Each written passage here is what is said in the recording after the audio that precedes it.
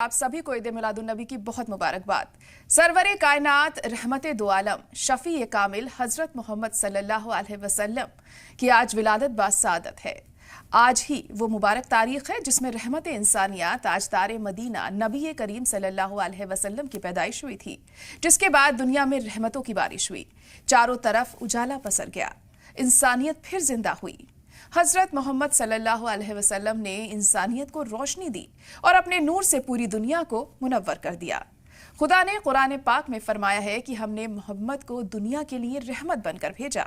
इस बात का अंदाजा इसी से लगाया जा सकता है कि उन्होंने अल्लाह के मैसेज को बंदों तक पहुंचाया, मोहब्बत, इंसाफ और भाईचारे की तालीम दी।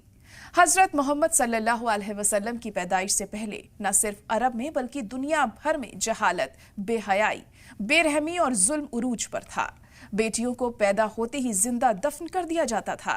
गरीबों और मजलूमों पर तरह तरह के जुल्म किए जाते थे। रहमते खुदाबंदी से रिसालत का सूरज निकला और मुहसिन इंसानियत पैगंबर इस्लाम हजरत मोहम्मद साहब 12 रबीउल अव्वल को दुनिया में तशरीफ लाए।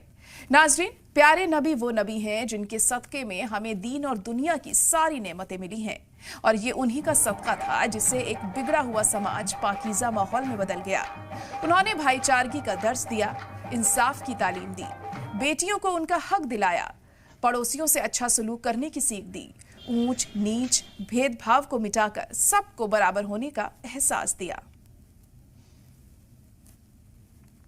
तो पूरे मुल्क में आज ईद मिलादुन्नबी का जश्न मनाया जा रहा है। अलग अलग तरीके से लोग हुज़ूर नबी पाक सल्लल्लाहु अलैहि वसल्लम को याद कर रहे हैं और उनके बताए रास्ते पर चलने की तंकीद कर रहे हैं।